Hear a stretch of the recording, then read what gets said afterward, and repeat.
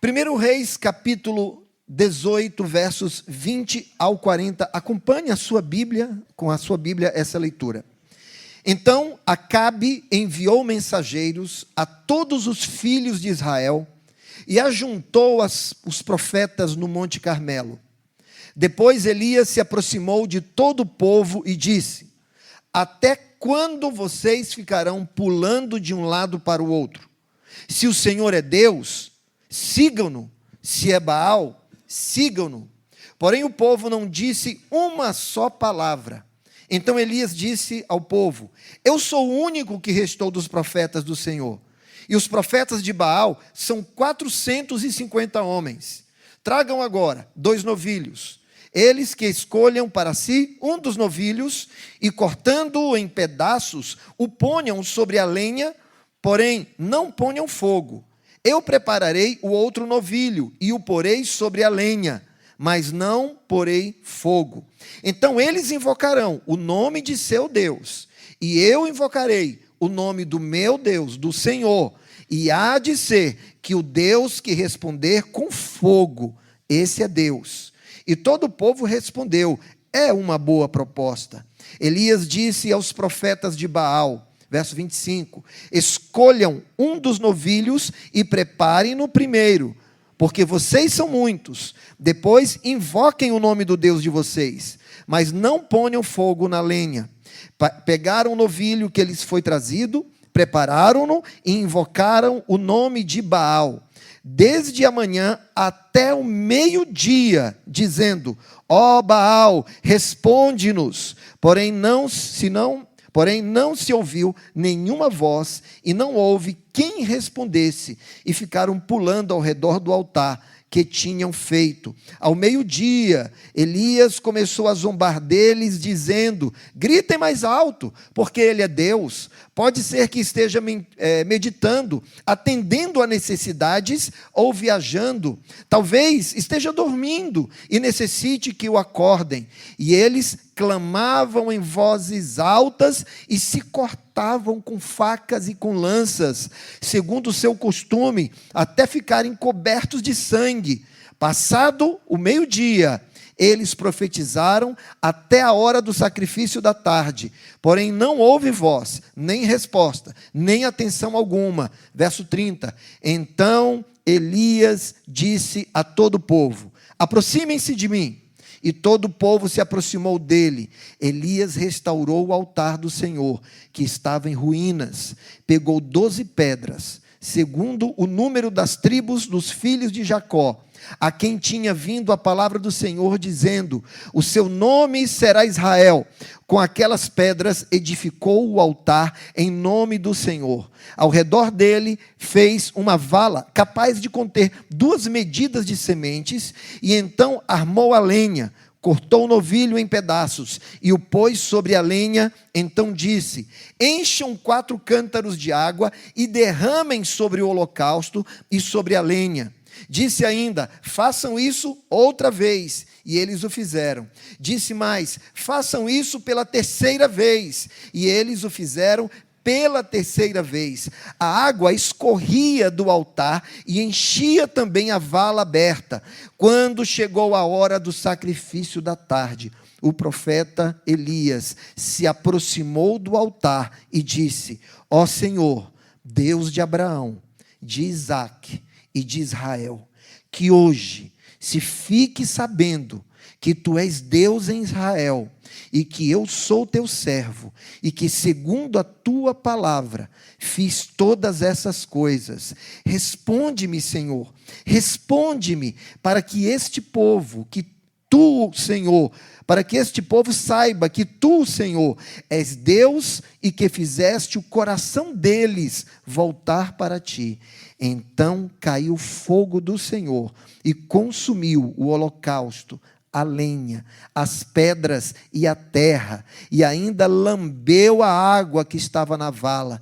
Quando o povo viu isso, todos se prostraram com o rosto em terra e disseram: o Senhor é Deus, só o Senhor é Deus. Então Elias disse: prendam os profetas de Baal, que nenhum deles escape. Eles o prenderam e Elias os fez descer até o ribeiro de Quizon e ali os matou. Vamos orar? Pai querido, obrigado pela tua palavra, que é viva, que é poderosa, que é eficaz.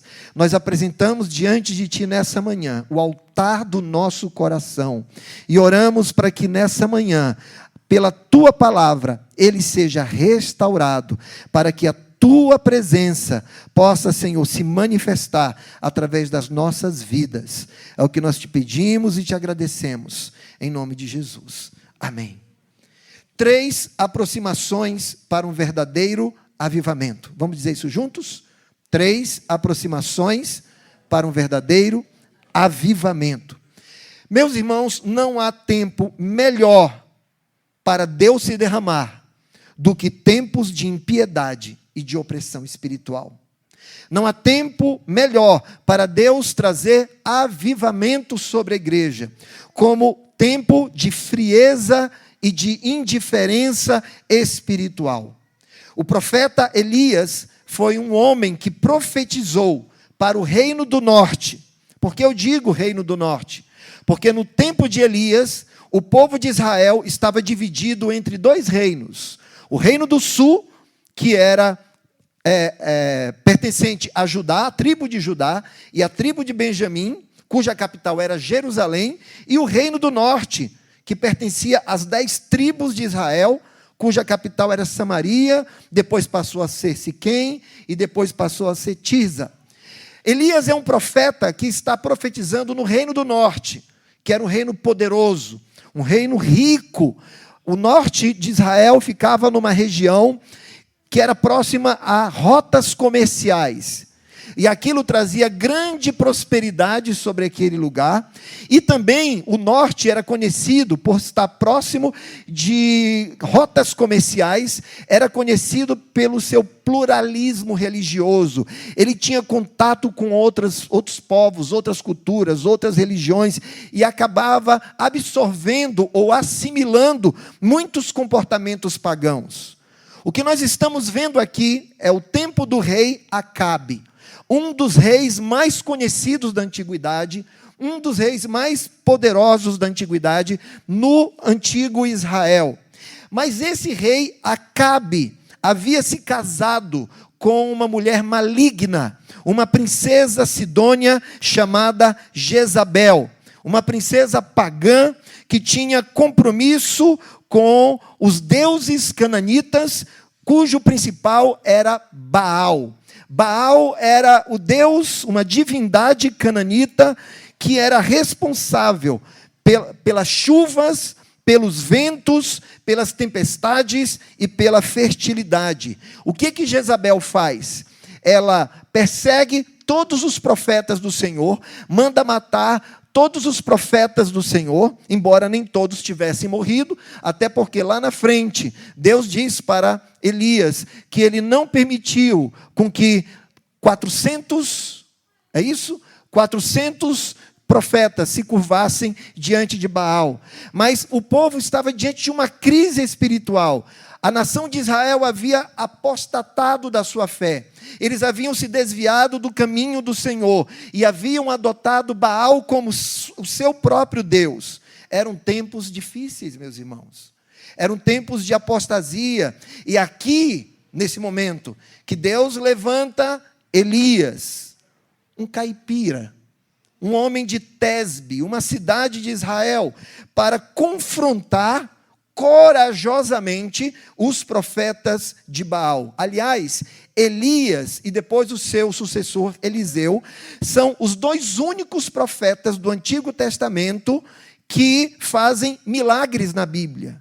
Não significa que os outros não fizessem, mas é que a Bíblia deixa claro que nos tempos de Elias, foi necessário Deus mostrar o seu poder em uma geração totalmente desviada dos seus caminhos. Isso nos traz um primeiro ensino: quando a frieza, o ódio e a divisão estão destruindo o mundo e a igreja, Deus nos chama para nos aproximarmos. Essa manhã é uma manhã de aproximação com o Senhor. Essa manhã é um momento em que Deus está nos chamando. Venha para mais perto. Esteja mais junto. Nos aproximar de quê? O tema da mensagem eu anunciei agora de manhã. 3 aproximações para um verdadeiro avivamento. E eu reconheço, meus irmãos, que nós estamos vivendo dias difíceis como igreja. Dias difíceis. Que realmente a igreja precisa de um reavivamento espiritual. O Brasil se tornou um país evangélico. É difícil nós nos depararmos com alguém na rua, ou com alguém que venha nos visitar na igreja, e que essa pessoa não diga, olha, eu já pertenci a uma igreja evangélica, eu sou evangélico. Enfim, o censo mostra, o último censo mostra que nós avançamos como evangélicos. Mas eu pergunto, existe vida de Deus dentro desses evangélicos? Existe uma genuína vida espiritual pulsando em seus corações? E eu posso afirmar para os irmãos, como alguém que se converteu em décadas passadas, que nunca nós fomos tão evangélicos, ou terrivelmente evangélicos, mas nunca precisamos tanto de um avivamento espiritual, como nos nossos dias. O se dizer evangélico não significa nada. O se dizer evangélico não significa absolutamente nada. E é para isso que Deus está nos chamando a nos aproximar. 3 aproximações que produzem um verdadeiro avivamento. Dos versos 20 ao 29. A primeira aproximação que nós somos chamados a ter é a aproximação para sermos confrontados pela palavra. Nos aproximar para sermos confrontados pela palavra. No verso 21, quando Elias chama o povo, a Bíblia diz, Elias se aproximou de todo o povo. Elias se aproximou de todo o povo. A primeira aproximação foi de Deus em relação ao povo. Não pense que você está aqui hoje porque você, por si próprio, entendeu que você era um pecador e que precisava de Jesus na sua vida. Não é assim que acontece. O primeiro passo quem dá é Deus em nossa direção.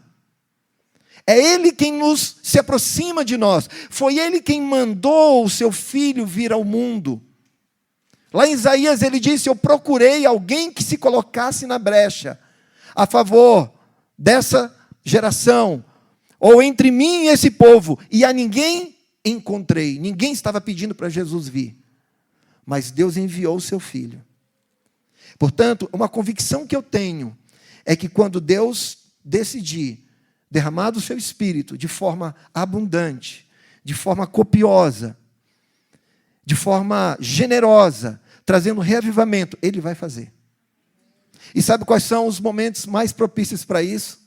O momento em que nós estamos vivendo, de frieza espiritual, de indiferença espiritual, de pecado dentro da igreja, de apenas pessoas se dizerem nominalmente que são cristãs, mas que na verdade estão longe do Senhor.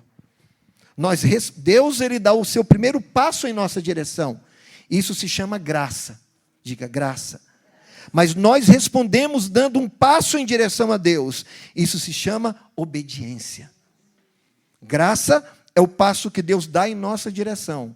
Obediência é o passo que nós damos em direção a Deus. Elias se aproximou de todo o povo. E aí então ele diz, até quando vocês ficarão pulando de um lado para o outro? Eu estou usando a Nova Almeida atualizada, essa Bíblia que o meu amigo me deu da outra vez que eu vim aqui, o Carlinhos me deu, isso, e eu uso até hoje essa Bíblia, mas a maior parte, talvez, das traduções que nós usamos é, até quando cocheareis entre dois pensamentos? Até quando vocês ficarão nessa de um lado para o outro o tempo todo? Meus amados, nós nos aproximamos da palavra. E essa é a primeira aproximação para um verdadeiro avivamento. É a aproximação da palavra para sermos consolados, mas também para sermos confrontados. Não existe avivamento espiritual sem retorno à palavra. Não existe avivamento espiritual sem fome da palavra de Deus, das Escrituras Sagradas.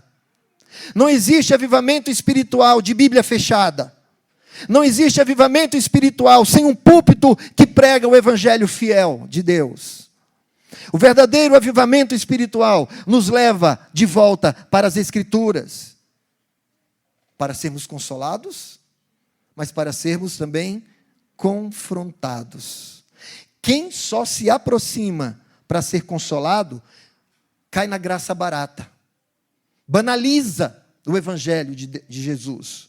E quem só se aproxima para ser confrontado, cai em legalismo, acha que tudo que diz respeito a Deus, diz respeito ao que nós podemos fazer por Ele, apenas isso, e não aquilo que Ele fez por nós.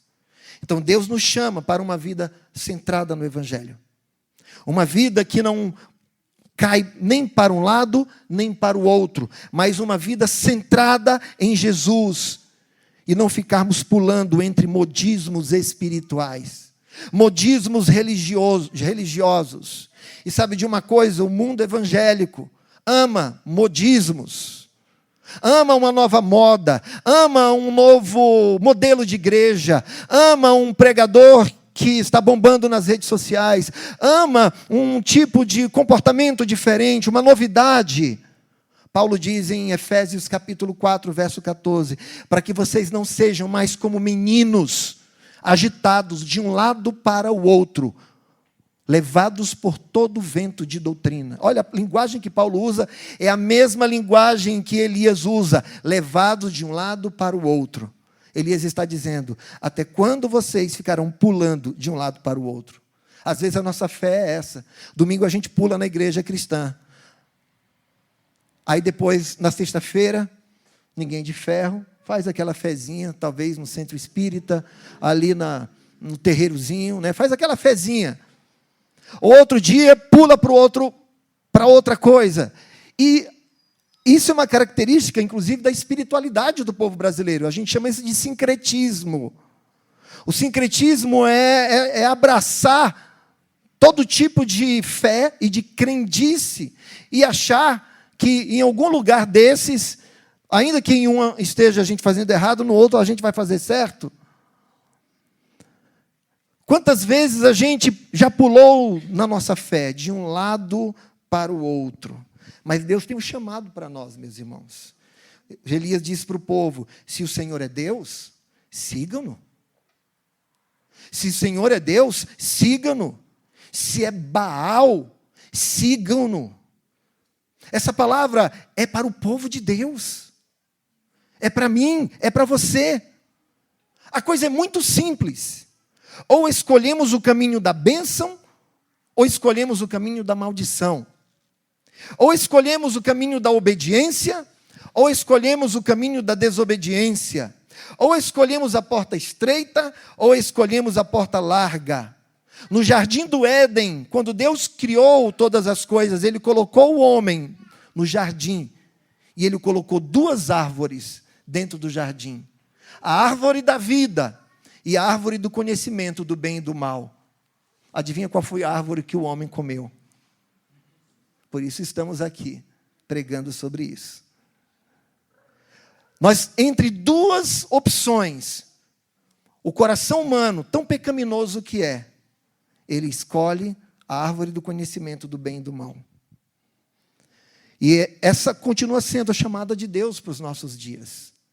Em Mateus capítulo 7, versos 15 ao 18, Jesus fala de duas portas.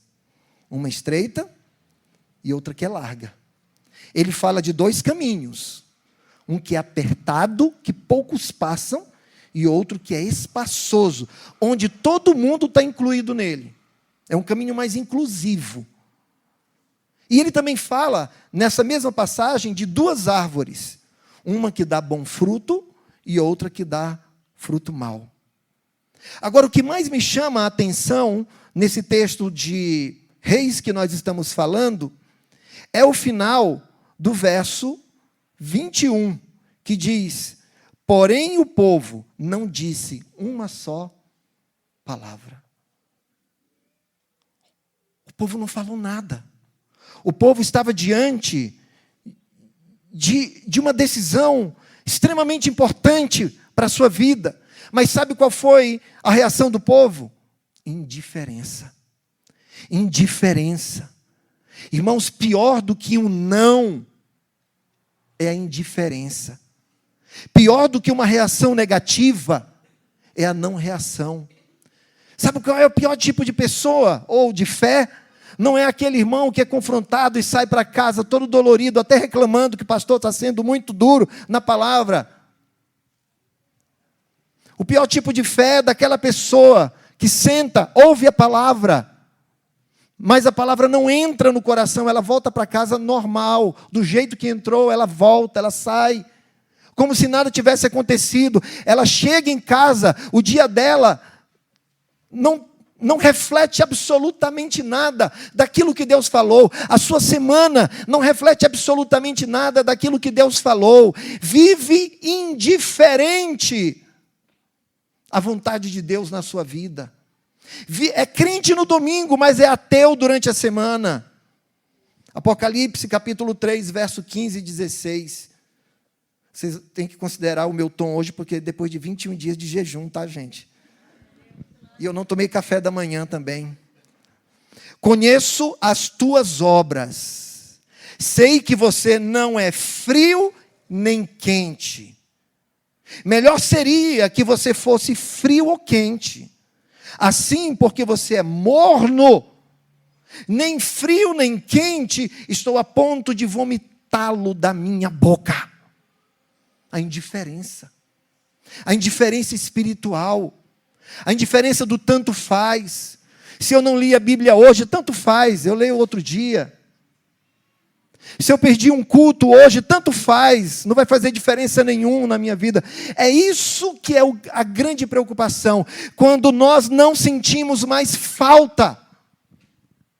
Quando isso se torna algo irrelevante, secundário na nossa vida.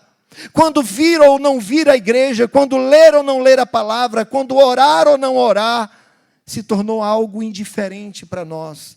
O povo não disse uma só palavra. Isso não incomoda apenas a mim, não, meus irmãos. Isso incomodou Jesus também, que lá em Mateus, no capítulo 11, nos versos 16 e 17, ele disse: a que posso comparar esta geração? São como crianças que ficam sentadas nas praças e gritam umas às outras. Nós lhe tocamos flauta, mas vocês não dançam. Cantamos um lamento, mas vocês não se entristecem. Uma geração entorpecida. Uma geração sedada. Uma geração que não se toca. É uma geração indiferente. Ela está cauterizada. Ela se envolve mais com temas políticos do que com temas espirituais. Eu vejo crente nas redes sociais, militantes das suas causas políticas, mas não expressam a sua fé em Jesus Cristo, porque a política está absorvendo, está roubando a tua fé em Jesus. Quando a nossa fé deixa de estar em Jesus, nós migramos, nós colocamos a nossa fé em outras coisas. Que Deus nos livre, meus irmãos, de ficarmos calados diante da sua palavra. Que Deus nos livre de ficarmos indiferentes diante da sua palavra. E então Elias faz um desafio. Ele diz: olha, tragam 2 novilhos. Deem um para os 450 profetas de Baal e deixem eles começarem primeiro. Eu sou um cavalheiro, então eles comecem primeiro. Que eles cortem esse novilho e coloquem em cima do altar. Mas tem uma coisa, ninguém vai pôr fogo nesse altar, não. Esse fogo aí não é nosso. O Deus que for o Deus de verdade vai acender o fogo no altar. 450 contra 1, são 450 fé, ou fés, contra um homem. Os homens estavam animados. Colocaram sobre um altar o seu novilho, despedaçaram, colocaram e começaram meio-dia inteiro, meus irmãos, orando a Baal, clamando, gritando, já estavam roucos, já estava espumando o canto da boca, de tanto orar, de tanto falar, já estavam andando com os pés calejados. A Bíblia diz que eles ficavam de um lado para o outro ali. A Bíblia diz que eles se cortavam com facas e com lanças, a ponto do seu corpo inteiro estar coberto de sangue.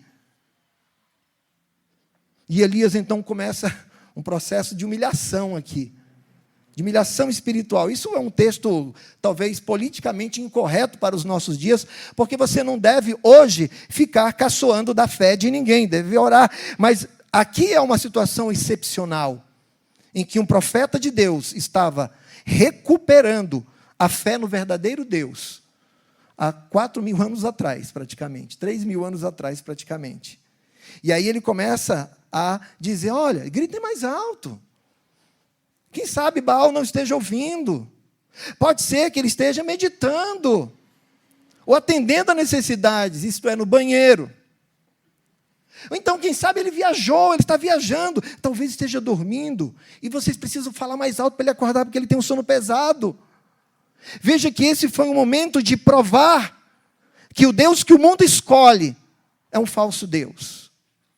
Que tudo aquilo que o mundo escolhe, que o mundo elege como verdadeiro Deus, seja a fama, seja o sucesso, seja as finanças, seja o poder, tudo isso, meus irmãos, é nada, é absolutamente nada. E nós como igreja, em tempos muito parecidos com o tempo de Elias, em que, infelizmente, assistimos com tristeza no nosso coração, igrejas trazendo os Baals para cima dos seus próprios púlpitos, cultuando homens, cultuando ideias, cultuando estilos e cultuando tanta coisa. Esse é um tempo para nós nos humilharmos diante de Deus, para dizer, Senhor, tem misericórdia de nós, tenha misericórdia de nós. Foi por isso que Deus disse para Salomão, 2 Crônicas, capítulo 7, versículo 14, se o meu povo, que se chama pelo meu nome, se humilhar. E sabe de uma coisa? O jejum é uma forma de humilhação. Se o meu povo se humilhar e orar, e reconhecer os seus maus caminhos, e buscar a minha face, então eu ouvirei dos céus, perdoarei os seus pecados e sararei a sua terra. Nesses dias de Elias, estava 7 anos sem cair uma única gota de água. Sabe por quê? Para humilhar o Deus Baal, que era o Deus que trazia a chuva. Deus disse, enquanto vocês estiverem adorando Baal, não vai cair uma gota d'água. E sabe o que aconteceu depois daqui? Se você for ler o próximo capítulo, você vai ver que quando Baal foi humilhado e o povo reconheceu que só o Senhor é Deus, Deus derramou chuva sobre a terra. Se o meu povo, que se chama pelo meu nome, se humilhar e orar e se converter dos seus maus caminhos e buscar a minha face, então eu ouvirei dos céus, perdoarei os seus pecados e sararei a sua terra. Que Deus nos leve a nos aproximar da sua palavra. E que não sejamos indiferentes à sua palavra. A segunda aproximação, nos aproximar para restaurar o altar. Isso está dos versos 30 ao 35. Versos 30 ao 35. Então Elias disse a todo o povo, aproximem-se de mim. Aproximem-se de mim. E todo o povo se aproximou dele. Elias restaurou o altar do Senhor que estava em ruínas. Preste atenção nessa palavra. Se você tiver com uma caneta, sublinhe essa palavra na sua Bíblia. Aproximem-se de mim. Temos que nos aproximar de gente de Deus. Temos que nos aproximar de gente de fé. Temos que nos aproximar de gente consagrada. Temos que nos aproximar de gente fiel. Temos que nos aproximar de gente de aliança. Olha aqui para mim. Com quem você tem andado? De quem você tem se aproximado? Aproxime-se de mim. E mais eu quero perguntar, continue olhando para mim. Será que as pessoas podem se aproximar de você? e o que elas ouvirão, ou sentirão, ou desejarão, quando se aproximarem de você.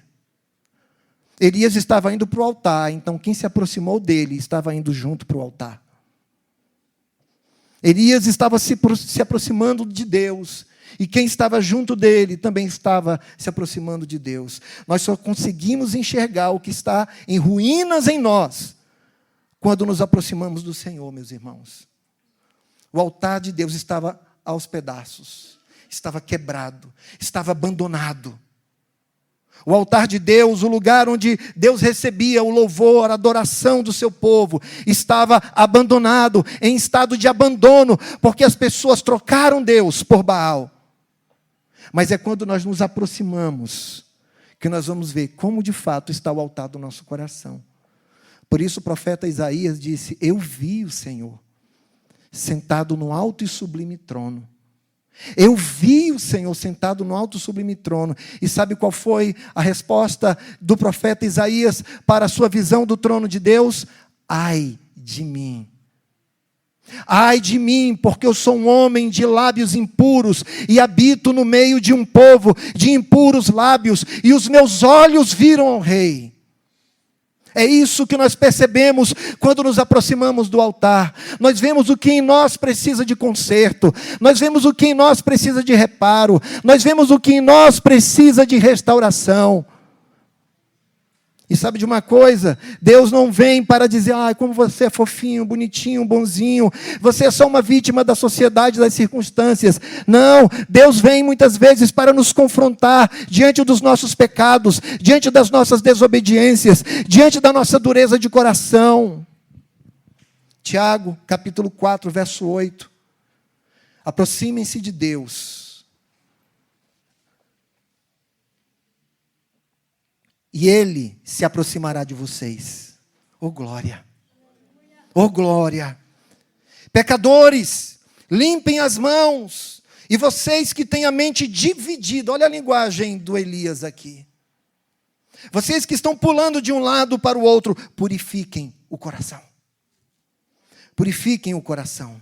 Quando nós vamos nos abrindo para a palavra, Deus vai restaurando o altar em nossos corações. E aqui acontecem 3 coisas, eu estou de olho no horário. Aqui acontecem 3 coisas quando nós restauramos o altar de Deus. Primeira coisa, unidade.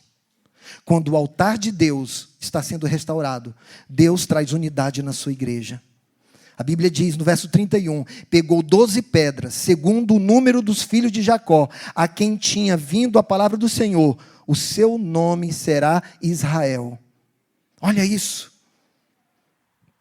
Pegou 12 pedras, segundo o número das tribos dos filhos de Jacó, a quem tinha vindo a palavra do Senhor, dizendo, o seu nome será Israel. Como estava Israel? Qual foi a primeira informação que eu trouxe para os irmãos nessa manhã? Um reino dividido.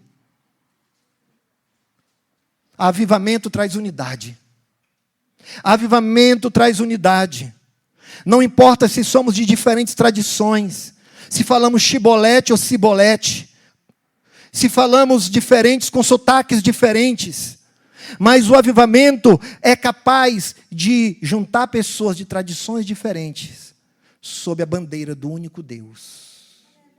Glória a Deus! Em tempos de polaridades, meus irmãos, Deus quer derramar um avivamento de unidade. Em tempos de polaridade, Deus quer derramar um avivamento de unidade. Não importa em quem você votou, não importa se você acha isso ou aquilo, o que importa, meus irmãos, é que estamos debaixo da bandeira do único Deus. Oh Deus. Salmo 133, ó quão bom e quão agradável é que os irmãos vivam em união. E aqui nós temos algo que é uma figura de Jesus. Nós temos aqui uma imagem que remete para Jesus. No verso 32 em diante, com aquelas pedras edificou o altar em nome do Senhor. Ao redor ele fez uma vala capaz de conter 2 medidas de sementes. E então armou a lenha, cortou o novilho. Quem é esse novilho, profeticamente? É Jesus Cristo, o Cordeiro, que se sacrificou na cruz do Calvário para fazer de povos diferentes um único povo. João 17, 21, Jesus ora ao Pai dizendo, para que todos sejam um, Pai, como tu estás em mim e eu em ti, que eles também estejam em nós, para que o mundo creia que tu me enviaste. Mas eu quero que você abra, sem desmarcar a sua Bíblia em Reis. Abra em Efésios, lá no Novo Testamento, capítulo 2, versos 14 em diante.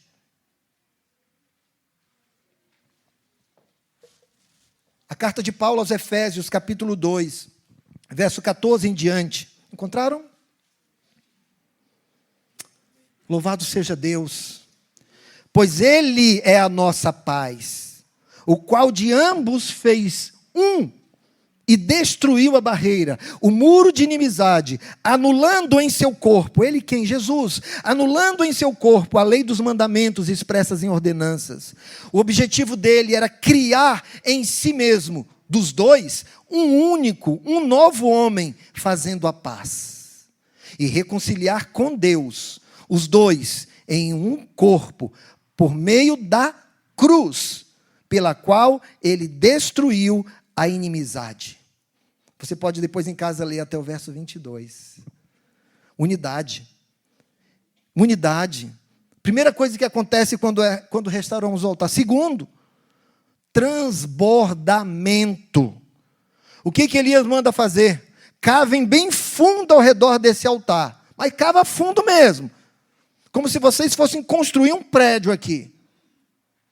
E aí Elias diz, agora peguem 4 cântaros de água, 4 bacias de água, e derramem em cima desse altar, do holocausto aqui, do sacrifício. Pegaram 4, derramaram. Não está bom ainda não, derrame mais 4. E o que estava faltando naquele tempo? Água. Água. Deus mandou entregar naquele momento aquilo que era mais precioso para aquele povo. E de novo, segunda vez, mais 4 cântaros cheios de água. Quando o povo não suportava mais derramar tanta água, Elias diz, pela terceira vez, derramem de novo, mais 4 cântaros de água. A Bíblia diz que se fez um rio ao redor do altar. Tudo encharcado, tudo molhado. Meus irmãos, Deus nos encherá na mesma medida em que estamos dispostos a cavar. Vou repetir. Deus nos encherá na mesma medida em que estamos dispostos a cavar. É só uma valazinha que você quer cavar? Ok, é o que você terá do Espírito. Nós precisamos, irmãos, ter uma vida espiritual intencional. Buscar a Deus de todo o coração. Ah, e a igreja está fria. Você não pega a Bíblia um só dia na semana, você não ora, você não busca Deus. Não é a igreja que está fria, é você que está frio. Porque aquele que está diante de Deus, com seu altar consertado, oh pastor, que culto abençoado, oh glória a Deus, que palavra tremenda, que louvor abençoado, traz mais vezes esse pastor Carlinhos, ele é uma bênção, quando ele canta, pastor, tem uma graça de Deus na vida dele. Depende de quem você pergunta, para quem você pergunta. E eu pergunto, quantos centímetros tem essa sua vala, esperando o derramar do Espírito Santo? Nós cavamos e regamos, com oração, com jejum, com consagração. Não é passando a semana na Netflix. Não é passando a semana nos Reels do Instagram, que nós vamos ter uma vida cheia do Espírito Santo. Ela tem que ser intencional. 12 cântaros, em nome de Jesus, que para cada mês do ano, nós tenhamos uma medida abundante do Espírito Santo em nossas vidas. João 4, verso 14, Jesus diz assim, mas quem beber da água que eu lhe der, nunca mais terá sede. Pelo contrário, a água que eu lhe der, se tornará nele uma fonte de água a jorrar para a vida eterna. E ainda no capítulo 7, se você puder me acompanhar, capítulo 7, versos 37 e 38 de João, que essa seja uma palavra de Deus para a sua vida nessa semana. Jesus diz, o último e mais importante dia da festa, Jesus levantou-se e disse em voz alta. O que Jesus disse em voz alta? Faz de conta que você é Jesus dizendo em voz alta, tá bom? Vamos lá. Se alguém tem sede, venha a mim e beba. Que mais? Quem crer em mim, como diz a Escritura, do seu interior fluirão rios de água viva. Se alguém tem sede, venha a mim e beba. Quem crer em mim, como diz a Escritura, do seu interior fluirão rios de águas vivas. Transbordamento. Em terceiro lugar, nós contemplamos a cruz. A lenha e o cordeiro apontam para o sacrifício de Jesus Cristo na cruz do Calvário. Meus irmãos, é olhando para o cordeiro que nós somos diariamente renovados. A nossa leitura da Escritura não é uma leitura de autoajuda, é uma leitura para olhar para Jesus, o cordeiro que foi crucificado.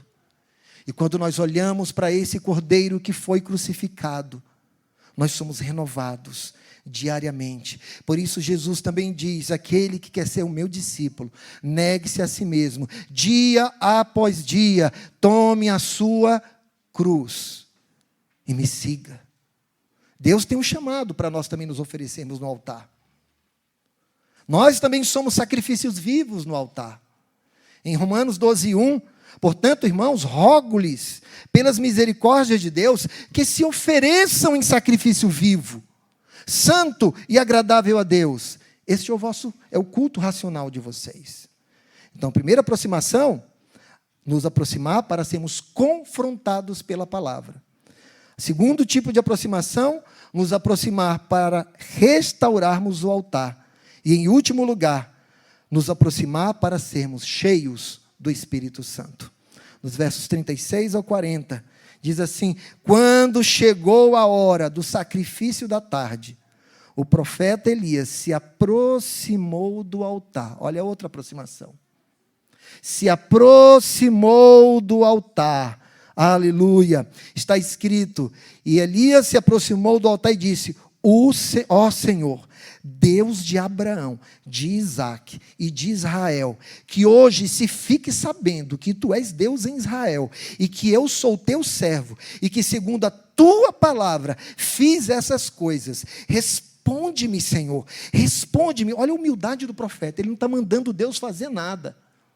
Ele não está colocando Deus na parede. Ele não está reivindicando os direitos dele. Ele está dizendo: Senhor, se o Senhor não se apresentar, esse povo não vai te conhecer. Se o Senhor não se revelar a esse povo, eles estão debaixo de uma cegueira tão grande, que eles não serão capazes de te perceber.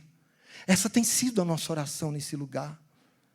Para que Deus mesmo descortine, tire as escamas dos olhos das pessoas que moram nessa região. Essa semana inteira nós passamos orando: Senhor, salva essas vidas. Senhor, tira a cegueira espiritual, traga-as para a luz. Porque se Deus não fizer, não vai rolar. Amém? Responde-me para que este povo saiba que eu sou um grande profeta. Responde-me para que esse povo saiba que eu sou um homem de Deus de respeito. Não. Que esse povo saiba que tu, Senhor, és Deus, e que fizeste, olha quem é que faz, que fizeste o coração deles voltar para ti. É Deus quem faz o nosso coração voltar para Ele. Portanto, não se preocupe, porque na hora que Deus quiser, Ele vai derramar um reavivamento nessa nação. Ele vai derramar do jeito dEle. 3 princípios rápidos. Primeiro, princípio da aliança. Elias invoca o Deus da aliança, o Deus de Abraão, de Isaque e de Jacó. Paulo chama esse Deus, em Efésios 1:3, de Deus e Pai de nosso Senhor Jesus Cristo, porque a nossa aliança com esse Deus é via Jesus Cristo. Segundo princípio, princípio da graça. É Deus quem faz o nosso coração voltar para Ele, e não iniciativa meramente nossa. Terceiro princípio, o princípio da resposta divina ao nosso clamor. Deus se derrama em corações que desejam. Verso 38, vamos ler todos juntos? Mas vamos ler de uma maneira mais entusiasmada. Verso 38, vamos juntos.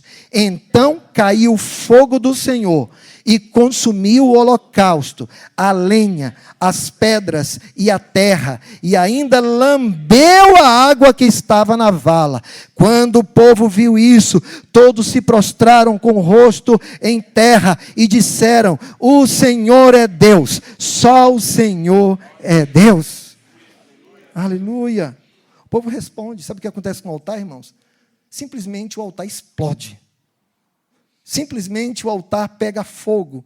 E o fogo consome a água, consome a lenha, consome o novilho, consome tudo. Absolutamente tudo. E aqui, a confissão do povo, há testemunho, há um despertamento espiritual, e há um zelo e um chamado à consagração, no verso 40, quando eles dão fim nos profetas de Baal. Eu quero que você se coloque em pé, nesse momento, e eu quero trazer para você alguns pontos, para nós pensarmos durante essa semana. Você topa pensar nesses pontos comigo durante a semana? Primeiro desses pontos, você está mais perto do mundo ou mais perto de Deus? Você está mais perto do Deus de Israel ou de Baal? Se nós queremos, meus irmãos, avivamento, nós precisamos nos aproximar de Deus e respondermos ao seu chamado. Minha vida espiritual está fria. Pastor, eu sou esse cara indiferente, essa pessoa indiferente. Não consigo reagir ao louvor, não consigo reagir à palavra, não consigo reagir à oração, não consigo reagir a nada. É hora de você se aproximar. Deixar o martelo da palavra quebrar a pedra que se envolveu no teu coração. Deus nos chama para nos aproximarmos dele nessa manhã. Nós estamos no último trimestre desse ano de 2025. Ou seja, o ano praticamente acabou.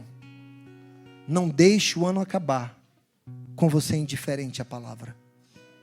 Dê a Deus uma resposta de obediência ao movimento da graça que Ele nos fez nessa manhã. Hoje era para me pregar sobre Davi, mas Deus que fosse sobre Elias, porque não é você quem decide o que vai ouvir e nem eu quem decido o que vou pregar. É Deus quem decide o que Ele vai falar. E se é Deus quem decide o que Ele vai falar, é porque Ele sabe o que eu preciso pregar e o que vocês precisam ouvir e o que eu também preciso ouvir. Peça a Deus que traga o seu coração de volta para Ele nessa manhã.